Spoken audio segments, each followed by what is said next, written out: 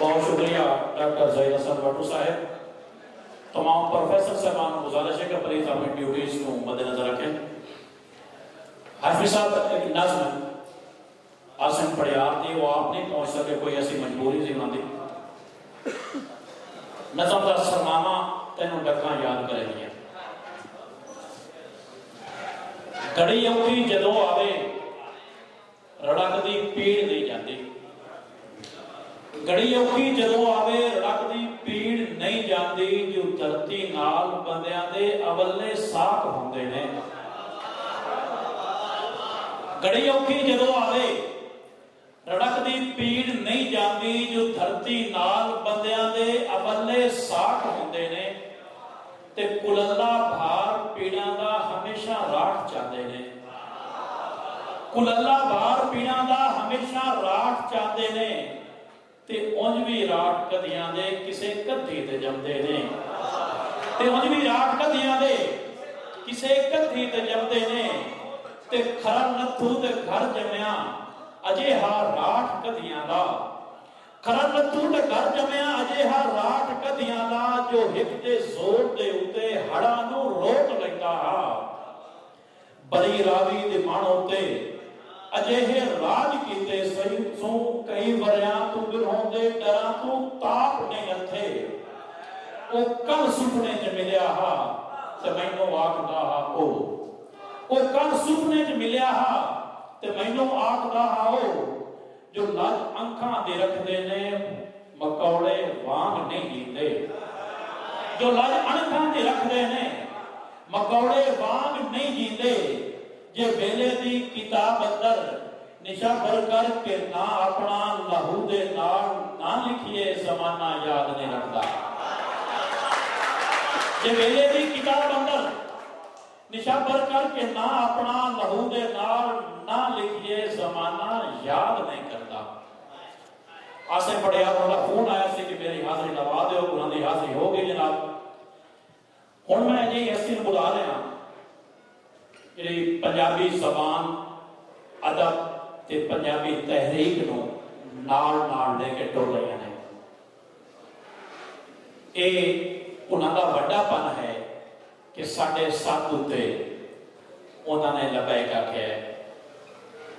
पिछले साल भी असीं बुलाया, उन्हें मेहरबानी की। उन्होंने किताब अफसाने की किताब सरगोधा यूनिवर्सिटी के MA के निसाब के शामिल है तो पढ़ाई जा रही है। साढ़े को तशरीफ रखदियां ने पाकिस्तान पंजाबी अदबी बोर्ड की सैकटरी मोहतरमा परवीन मलिक साहब। मोहतरमा परवीन मलिक।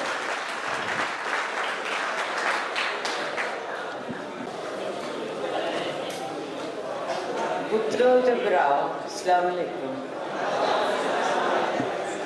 सब तो पहला तो मैं जिहड़े इत्थे मेरे पुत्र बैठे ने सारे, मैं इन्हां नूं शाबाश देंगी, इन्हां दा शुक्रिया अदा करांगी।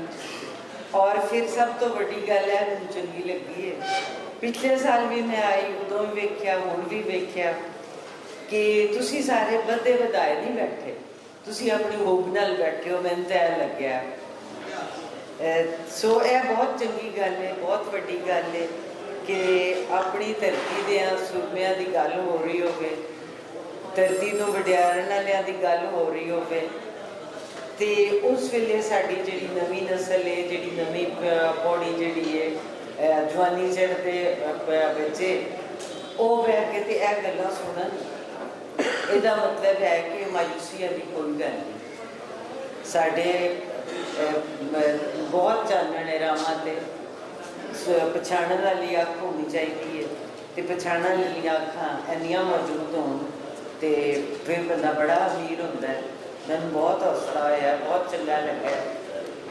खास तौर पर अफसर अजमत फरदौस होरां दी इत्थे आना, उन्हां दी गल सुन के मैनूं लग्या कि मैं आप बोल रही हाँ, मेरे दिल की गल जिहड़ी है वो कर रहे हैं। तो चनियोट की धरती तो लाहौर की गल होवे, चनियोट की गल लाहौर होवे, तो यही तो सांझ होंदी है, यही तो सारी सांझ असीं बनाना चाहते हैं, जिहड़ी इस सानूं भुल गए सन, बल्कि भुला दी गई सी। ਤੇ ਫਿਰ ਜਦੋਂ ਸਾਡੇ ਆਪਣੇ ਕਾਲੇ ਅੰਗਰੇਜ਼ ਆ ਕੇ ਬੈਠੇ, ਉਹਨਾਂ ਨੇ ਇੱਕ ਸੂਈ ਬਰਾਬਰ ਵੀ ਕਿਤੇ ਵੀ ਕੋਈ ਪਾਲਿਸੀ ਨਹੀਂ ਬਦਲੀ, ਨਾ ਪੁਲਿਸ ਦਾ ਐਕਟ ਬਦਲਿਆ ਕੋਈ, ਨਾ ਤਾਲੀਮੀ ਪਾਲਿਸੀ ਕੋਈ ਬਦਲੀ, ਉੱਥੋਂ ਦੀ ਉੱਥੇ ਹੀ ਰਹੀ। ਤੇ ਫਿਰ ਸਦੀਆਂ ਪਹਿਲੇ ਦੀ ਜਿਹੜੀ ਹੈ ਰੀਤਾਂ ਬਣੀਆਂ ਹੋਈਆਂ, ਔਰ ਉਹ ਵੀ ਜ਼ਬਰ ਦੀਆਂ ਰੀਤਾਂ, ਜੇ ਉਹਨਾਂ 'ਤੇ ਚੱਲਾਂਗੇ ਤੇ ਫਿਰ ਕਿਵੇਂ ਸੋਚਾਂਗੇ ਕਿ ਤਰੱਕੀ ਕਰ ਸਕਦੇ ਹਾਂ। ਤਰੱਕੀ ਉਹਨਾਂ ਸਾਰੀਆਂ ਜ਼ੰਜੀਰਾਂ ਨੂੰ ਤੋੜਨ ਵਿੱਚ ਹੈ, ਉਹਨਾਂ ਨੂੰ ਤੋੜ ਕੇ ਅੱਗੇ ਵਧਣ ਵਿੱਚ ਹੈ। ਸਭ ਤੋਂ ਵੱਡੀ ਗੱਲ ਹੈ ਇਸ ਗੱਲ ਦੀ ਪਛਾਣ ਬਹੁਤ ਜ਼ਰੂਰੀ ਹੈ ਕਿ ਰਾਏ ਅਹਿਮਦ ਖਾਨ ਨੂੰ ਕੋਈ ਮਲਕੀਅਤ ਤਾਂ ਪਿਆਰੀ ਨਹੀਂ ਸੀ। ਉਹਨਾਂ ਨੇ ਆਪਣੀ ਧਰਤੀ ਦਾ ਮਾਣ ਰੱਖਿਆ, ਉਹਦੀ ਗੁਰਬਤ ਬਹਾਲ ਰੱਖੀ, ਉਹਦੀ ਖਾਤਰ ਜਾਨ ਦਿੱਤੀ। ਤੇ ਉਹਦਾ ਮਤਲਬ ਇਹ ਸੀ ਕਿ ਉਹ ਸਿਰਫ ਮਿੱਟੀ ਨਹੀਂ ਸੀ ਬਚਾ ਰਹੇ, ਉਹ ਸਾਰੀ ਅਣਖ ਨੂੰ ਬਚਾ ਰਹੇ ਸਨ, ਉਹ ਸਾਰੀ ਤਾਰੀਖ ਨੂੰ ਬਚਾ ਰਹੇ ਸਨ ਜਿਹੜੀ ਉਸ ਧਰਤੀ ਦੇ ਨਾਲ ਜੁੜੀ ਹੋਈ ਸੀ। ਇਹੀ ਗੱਲ ਅੱਜ ਵੀ ਸਾਨੂੰ ਵਾਰਾ ਖਾਂਦੀ ਹੈ ਔਰ ਇਹੀ ਸਿਖਾਉਂਦੀ ਹੈ ਕਿ ਇਸ ਲਈ ਤੇ ਸਾਰਾ ਜਿਹੜਾ ਪੜ੍ਹਾਇਆ ਜਾਏ, ਤਾਲੀਮੀ ਪਾਲਿਸੀਆਂ ਬਣਾਈਆਂ ਜਾਣ ਔਰ ਅੱਗੇ ਸਾਨੂੰ ਪੜ੍ਹਾਇਆ ਜਾਏ। ਤੇ ਇਹਦੇ ਲਈ ਤੁਹਾਡੇ ਸਾਰਿਆਂ ਦੀ ਮਦਦ ਦੀ ਲੋੜ ਹੈ। ਤੁਸੀਂ ਬਾਂਹ ਬਣੋਗੇ ਇਹਨਾਂ ਤਹਿਰੀਕਾਂ 'ਚ ਤੇ ਅਸੀਂ ਇੱਕ ਦਿਨ ਜ਼ਰੂਰ ਕਾਮਯਾਬ ਹੋਵਾਂਗੇ ਆਪਣੀ ਬੋਲੀ ਨੂੰ ਬਹਾਲ ਕਰਾ ਕੇ ਤੇ ਉਹਨੂੰ ਤਾਲੀਮੀ ਅਦਾਰਿਆਂ 'ਚ ਲਾਗੂ ਕਰਾਉਣ ਵਿੱਚ। ਬਹੁਤ ਸ਼ੁਕਰੀਆ।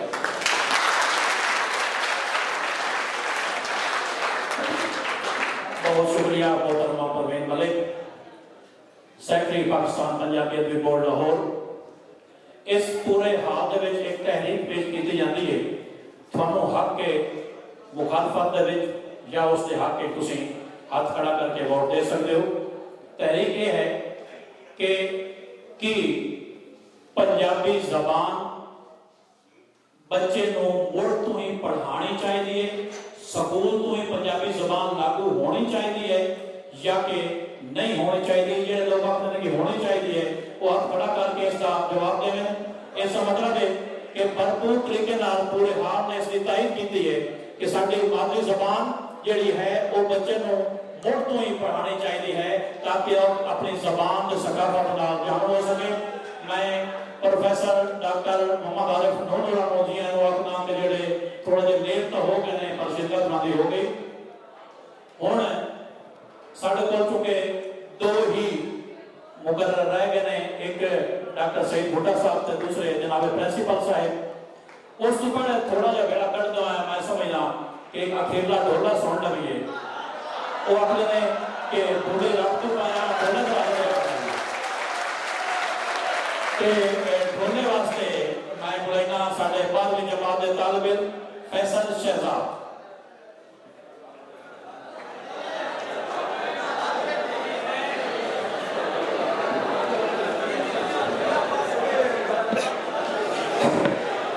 इस ढोले के विच दावा मकान सही इशारा के बारे में थोड़ा गौर करो।